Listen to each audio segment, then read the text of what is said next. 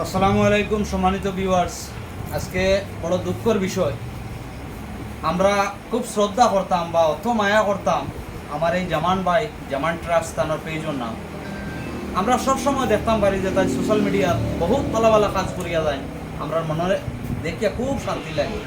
কিন্তু আজকে এত যে অশান্তি লাগছে বা এত যে কষ্ট পাইছি একটা খবর নিয়া, আজকে আমার ভাইয়ের লগে এমন একটা ঘটনা ঘটিছে।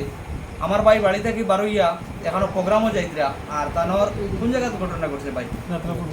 যাত্রাপুর রোডও 3-4 জন ভাই আমার বাইরে অ্যাটাক করিয়া বাইকে কেন তানোর বাংচুর করিয়া তানোর যে ক্যামেরা আসলো, ক্যামেরাটাও চিনাইয়া নিছুন গিয়া।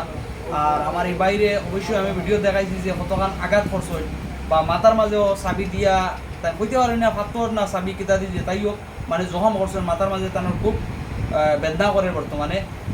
তো এই খবরটা যখন আমরা শুনছি, আমরা কিন্তু 4-5 জন পেইজার খুব জলদি যতটুকু দ্রুত সম্ভব আমরা নিলামবাজার এইখানে উপস্থিত হয়ে গেছি। তো বাইর লোকে আমি দেখা করিয়া বা বাইর খবরান্তর লইয়া খুব মনের মাঝে দুঃখ লাগলো।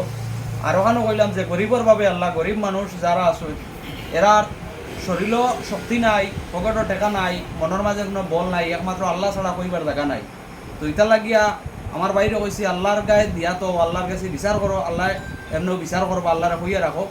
আর দুনিয়ায় 2 দিন সুন্দর হইয়া চলার লাগিয়া কিছু একটা সেভিংয়ের দরকার আছে। গতিকে আমার ভাই নিলামবাজার থানা তাইয়া যে বাইনতে অ্যাটাক করছিল এই বাইনটোর লাগিয়া উপরে একটা FIR করছে। তো যাই হোক, আমার এই যে নিলামবাজার ওসি স্যার আসল তাই অত্যন্ত একজন ভালো মনের মানুষ বা ভালো মানুষ। আমরা জানি নিলামবাজার থানাত আইয়া যে বা যারা FIR করেন কঠোরভাবে সারে এটা তাই খুব কড়া আকারে দেখেন বা বিচারটা কিন্তু খুব কঠোরভাবে করেন। এটার লাগে আমি স্যারের অসংখ্য ধন্যবাদ জানাই। আর আমার ভাইয়ের লাগে সবে দোয়া করবা, কারণ আজকে আমার ভাই বহুত বড় একটা বিপদ থাকিয়া রক্ষা পাইছেন, খুদ আল্লাহ বাঁচাইছেন আমার বাইরে। আর বর্তমানে দেখা যে চেয়ারও বইছেন, ইলা কিছু না, শরীরের মাঝে ইলা জখম আছে, তাই নিজে আটিতে পারে না, মারতে পারে না, শরীরে অটোমেটিকলি খাফের ভাই দেখিয়া কিতা হইতাম বুক দৌড়াইতে পারি না। কিন্তু আমি প্রত্যেক গোটা বিশ্বর কাছে আমি এই নালিশটা দিয়া যাই আর যে সোশ্যাল মিডিয়াত কাজ করিয়া বা অত বালা বালা কাজ করিয়া প্রতিটা মানুষের কাছে বালা হওয়া যায় না ভাই। আর কিরকম কাজ করলে মানুষের কাছে যে বালা হওয়া যাইব, এটা আপনারা একটু কমেন্ট বক্সে জানাইয়া যাইব আপনাদের মতামত। কারণ এই জামান ভাইয়ের যদি হয় আজকে ক্যামেরা বন্ধ হয়ে যায়, আমি মনে করি সমাজের মাঝে অনেক অনেক নির্বিত, গরিব, অসহায়, লাঞ্ছিত, বঞ্চিত মানুষ এই যে জামান ভাইয়ে যেটা সহযোগিতার রাত বাড়াইন, এরা মানুষ কিন্তু এই জিনিসগুলা থেকে বঞ্চিত হয়েছি বা এই আমরা রত অঞ্চল ইলা সাহায্য করনেওয়ালা মানুষ আর নাই ভাই, আমি দেখি আর নাই। একমাত্র আমরা জামান ট্রাস্ট পাই, কিন্তু আছে থানোর লোকে এত বড় একটা ঘটনা হয়েছে, দীক্ষার জানাই এই ঘটনাগুলা রেখি। তার লাগি এই ধরনের কাজটা জীবনেও আমরা আশা করছিলাম না, কিন্তু আমার এই বাইর লোকে হয়েছে। ভাইয়ে নকল আপনারা ভিডিওটা বেশি করে শেয়ার মারিয়ে দিবা, আর অবশ্যই আপনাদের মতামত কমেন্ট বক্সে জানাইয়া যাইবার। বর্তমানে আমি ব্যাক ক্যামেরা দিয়ে ভিডিওটা লাগিয়ে আর আমার জামান ভাইয়ের কিছু মন্তব্য আছে, কেন আপনাদের তুলিয়া ধরার চেষ্টা করি, আর আপনারা ভিডিওটা শুনবা। কে আজকে সকাল মনে করি 8টার সময় একটা পোস্ট করছেন, তাই পোস্টটা কিতা আছে কি জানো, বরাকবেলির মাঝে কোন ইউটিউবার কুইয়া কি একটা কথা, যে বরাকবেলির মাঝে কোন ইউটিউবার সবটাকে সামাজিক কাজ করেন, ওইরকম কথা একটা কথা কইছেন।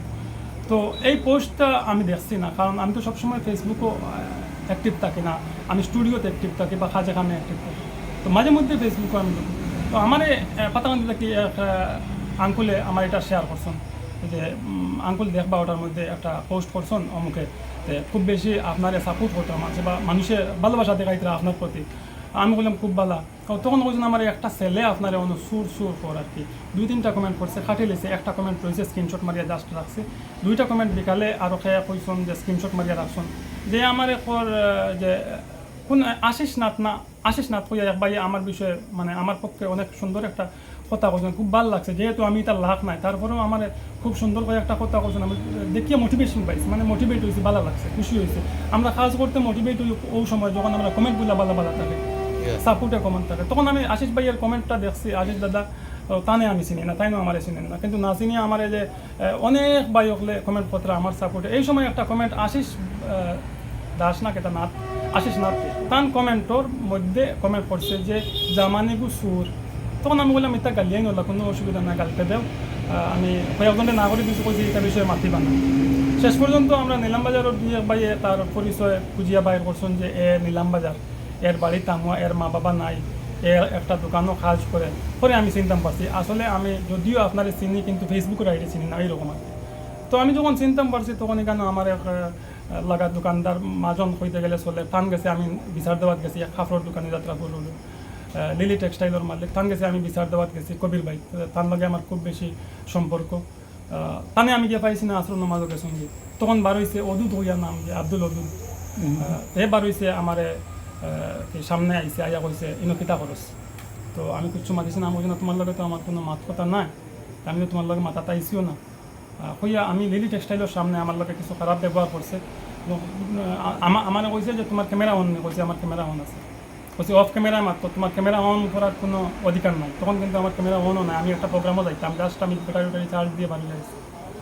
এমনি কইছো ক্যামেরা কোন এমনি কইছি আমার ক্যামেরা অন থাকলে একটা লাইট জ্বলে, রেড লাইট একটা জ্বলে, তখন ক্যামেরা অফ আছে। যাই হোক হ্যাঁ গেছে কি ভিতরে, আমি বাড়ি গেছে কি আর কবির ভাই আপনি আসুন সুলতান হোসেন ভাই আপনি যান গিয়া আর বাই নমাজও গেছুন খাইয়া বা সন্ধ্যার পরে আপনার লেগে বইয়ে একটা বিচার দিলাই বা কই আল্লাহ আমি গেছি গিয়া। এখান থেকে যাওয়ার পরে আমি 20 জায়গা ওদিকে গেছে গিয়ে আরও এক ভাইয়ের দোকান আছে পান দোকান, এখানে সামনে যাওয়ার পরে যাত্রাপুরের এক ভাই আমার লগে পার্সোনালি একটা গল্প কথা এমনিও আমরা সম্পর্ক তো ফ্রেন্ডলি।